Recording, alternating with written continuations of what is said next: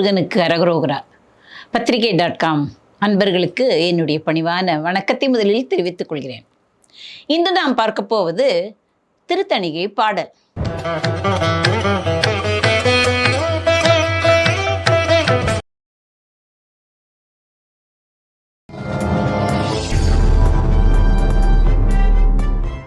மிகவும் அழகான பாடல். நாம் எல்லோருக்கும் எதை வைத்து கொண்டிருந்தாலும் பகிர்ந்து கொள்ள வேண்டும். அப்படி பகிர்ந்து கொள்ளும் பொழுது அன்னத்தை பகிர்ந்து கொள்வது மிகவும் உச்சிதமானது, சிறப்பானது. அதை பற்றித்தான் இப்பொழுது அருணகிரிநாதர் கூறப்போகிறார். அமைவுற்றடைய என்று தொடங்கும் அந்த பாடலை இப்பொழுது பார்க்க போகிறோம். இப்பொழுது நாம் வரிவடிவில் அதை முதலில் கண்டு கழிப்போம், பிறகு அதன் உரையை பார்க்கலாம். அமைவுற்றடைய பசி உற்றவருக்கு அமுதை பகிர்தற்கு இசையாதே, அடைய பொருள் கைக்கு இளமைக்கு என வைத்து அருள் தப்பி மதத்து அயராதே. தமர் சுற்றியழ பறை கொட்டியிட சமன் நெட்டுயிரை கொடுப்போகும் சரீரத்தினே நிற்கும் என கருதி தளர்வுற்றொழிய கடவேனோ. இமைத்து மயிர்க்கு ஒரு பக்கம் அளித்து அவருக்கு இசைய புகழ்வோனே, இரணத்தினில் 8 வரை கழுகுக்கு இறை இட்டிடு விக்ரமவேலா, சமய சிலுக்கு இட்டவரை தவறி தவம் உற்ற அருள் புக நாடும் சடு பத்மமுக குஹா புக்ககன தனியின் குமர பெருமாளை. அமைவுற்றடைய பசியுற்றவருக்கு அமுதை என்று கூறுகிறார். அதாவது நாம் எதை கொடுத்தாலும் மனக்கசப்பு இல்லாமல் கொடுக்க வேண்டும், மன அமைதியுடன் மற்றவர்களுக்கு பங்கிட்டு கொடுக்க வேண்டும். அப்படி நான் எதுவுமே செய்ததில்லை முருகா என்று அவர் அழகாக கூறுகிறார். அருணகிரிநாதர் கூறுகிறார். யாருக்காக கூறுகிறார்? நமக்காகத்தான் கூறுகிறார். அப்படி என்ன கூறுகிறார்? அதாவது அமைவுற்று அமுதை பகிர்தற்கு இசையாதே. இசையாதே என்றால் என் மனம் இயங்கவில்லை, இசையவில்லை, அதற்கு மனம் இடம் கொடுக்கவில்லை என்று கூறுகிறார். அன்னத்தை நான் சாப்பிடும் முன்பு மற்றவர்களுக்கு பகிர்ந்து கொடுத்திருக்கலாம் அல்லவா? அப்படி நான் அமைதியான முறையில் யாரிடமும் நான் பகிர்ந்து கொடுக்கவில்லை. அடைய பொருள், நான் நிறைய பொருள் நான் பிறந்ததிலிருந்தோ அல்லது ஒரு வயது இருக்கும் அல்லவா, அப்பொழுதிலிருந்து நான் சேர்த்து வைத்த பொருள்கள் யாவும் இருக்கின்றன. ஆனால் அதை நான் என்ன செய்கிறேன்? யாவருக்கும் கொடுத்திருக்கலாம், பகிர்ந்து கொடுத்திருக்கலாம், அதையும் கொடுக்கவில்லை. நான் என்ன செய்தேன்? இளமைக்கு என கை வைத்து கைவசமாக இது எப்படியாவது எனக்கு உதவும், என்னுடைய இளமைக்கு வேண்டுமே, யார் கொடுப்பார்கள் என்று அதை சேர்த்து வைத்திருக்கிறேன். யாரிடமும் அதை பங்கு போட்டு கொள்ளவில்லை. இளமைக்கு என கை வைத்து அருள் தப்பி மதத்து அயராதே. அதனால் அருள் நெறியிலிருந்து தவறிவிட்டேன். அருள் நெறி என்ன என்பது அப்படி என்றால் என்ன? மற்றவர்களுக்கு நாம் ஏதாவது உதவி செய்ய வேண்டும். அந்த அருள் நெறியிலிருந்து நான் தப்பி மதத்து அயராதே. மதம் என்றது என்ன? நம்முடைய மதம். இந்த யானைக்கு மதம் வருமே, அப்படி அகங்காரம். நம்முடைய அகங்காரத்தினால் தளர்ச்சி அடையாமல் இருக்க வேண்டும் என்று அவர் கூறுகிறார். அதனால் என்ன ஆகும்? இப்படியே நான் வளர்ந்தாகிவிட்டது, என்னுடைய வயதும் முதிர்ந்தாகிவிட்டது, இப்பொழுது இறக்கும் தருவாய் வந்துவிட்டது. இறக்கும் தருவாய் என்றால் என்ன? யமன் வரும் நேரம். அப்பொழுது என்ன ஆகும்? தமர் சுற்றி அழ பறை கொட்டியிட என்று சமன் நெட்டுயிரை கொடுப்போகும் சரீரத்தினை என்று கூறுகிறார். இந்த சரீரம் நான் நினைத்தேன் நிலைத்துதான் நிற்கப் போகிறது, அதனால் பிறகு பார்த்து கொள்ளலாம் என்று. ஆனால் சரீரம் இது நிலைத்து, இந்த உலகத்தில் நிலைத்து நிற்கும் என்று கருதி இது நிலைக்காது என்று நினைக்க தவறிவிட்டேன் நான். அதனால் மதத்து அயராதே, தமர் சுற்றி அழ. தமர் என்றால் என்ன? அக்கம் பக்கம் இருப்பவர்கள், சுற்றத்தார்கள் எல்லோரும் அழுகிறார்களாம். ஏனென்றால் பிணம் என்று ஒன்று வந்தாகிவிட்டது அல்லவா, அதாவது இருந்து விட்டார். இப்படியே இருந்து யாருக்கும் பகிராமல் அவருக்கு வயது முதிர்ந்து இறந்து படும் நேரம் வந்துவிட்டது. அப்பொழுது தமர் சுற்றி அழ.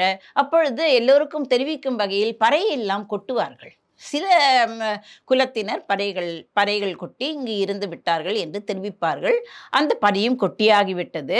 சமன் நெட்டுயிரை கொடுப்போகும் முன் என்று கூறுகிறார். எவ்வளவு அழகாக கூறுகிறார் பாருங்கள். சமன் என்று யாரை கூறுகிறார்?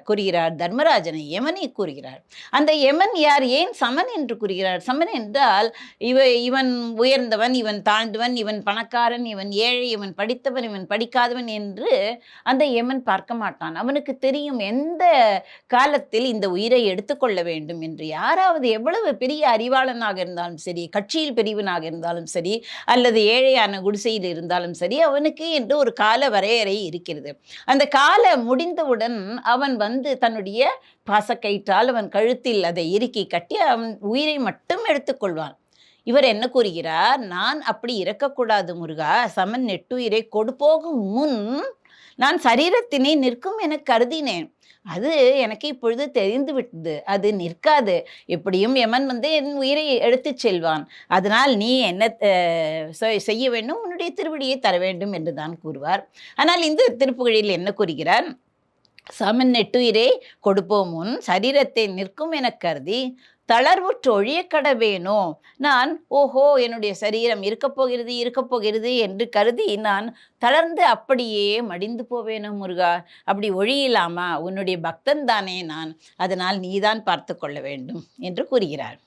அடுத்து இமயத்து மயிருக்கு ஒரு பக்கம் அளித்தவர்க்கு. மயில், இமயத்து மயில். இமயம் என்கிறது ஒரு மலை, பெரிய மலை, யாவரும் அறிந்தது. அந்த இமராஜனுக்கு தனையை என்றால் என்ன? பெண்ணாக பிறந்தவள் தான் பார்வதி. அவள் மயில் போல அழகாக இருக்கிறாளாம். மயில் என்றாலே எல்லோருக்கும் உள்ளம் கிளர்ச்சி பெறும் அல்லவா? அப்படி மயில் போன்ற அந்த பார்வதியை ஒரு பக்கம் அளித்தவர்க்கு. ஒரு பக்கம் என்றால் என்ன? தன்னுடைய இடப்பக்கத்தை சிவபெருமான் அளித்தார். ஒரு முறை இந்த பிருங்கி முனிவர் என்ன செய்தார்?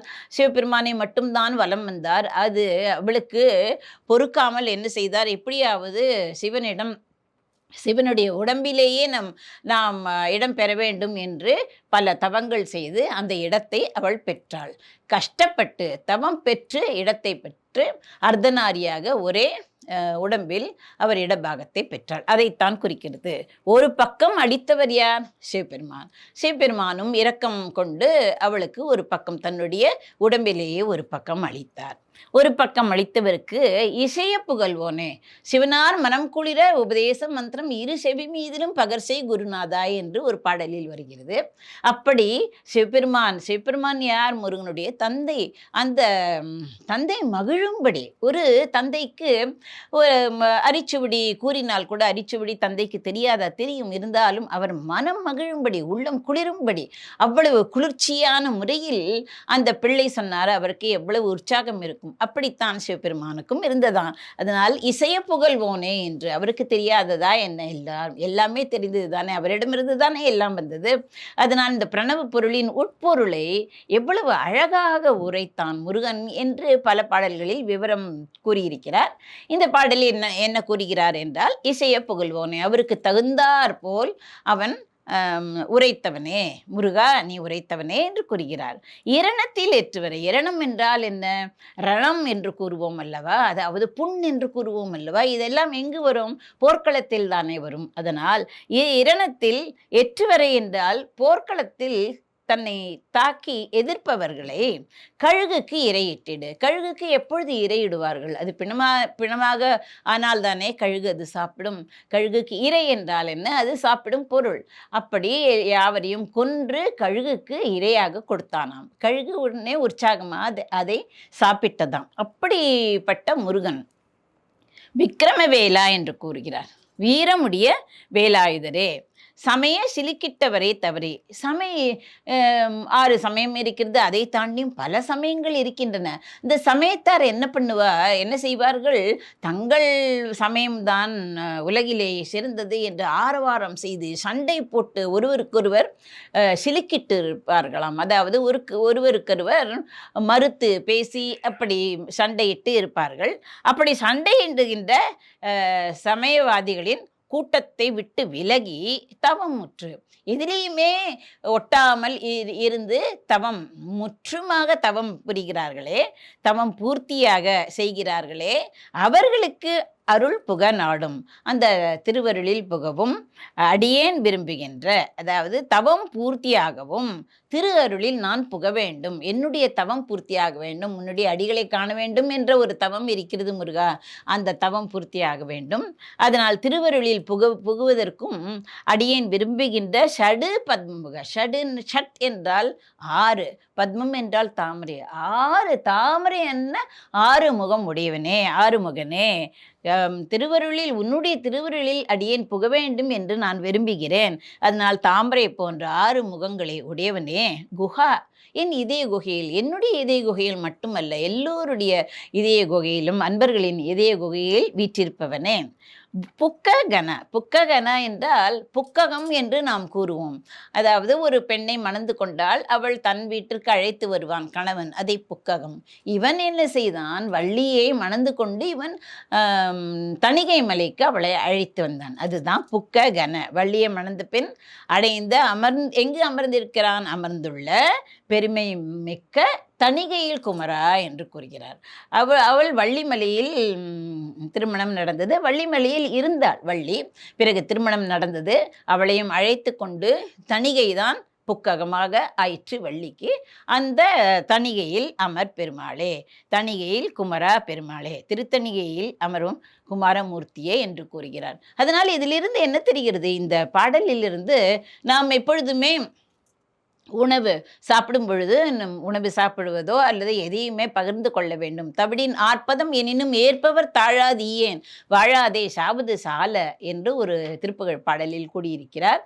அதே போல பொறுபிடியும் களிரும் விளையாடும் புன சிறுமான் தரு பிடி காவலா என்று சாற்றி நித்தம் இருபிடி சோறு கொண்டு இட்டு உண்டு இரு வினையோம் இருந்தால் ஒரு பிடி சாம்பரும் காணாது மாய உடம்பு இதுவே என்று கந்தர் அலங்காரத்தில் அழகாக கூறுகிறார். அதனால் 2 பிடியாவது மற்றவர்களுக்கு கொடுத்து நாம் உண்ண வேண்டும்.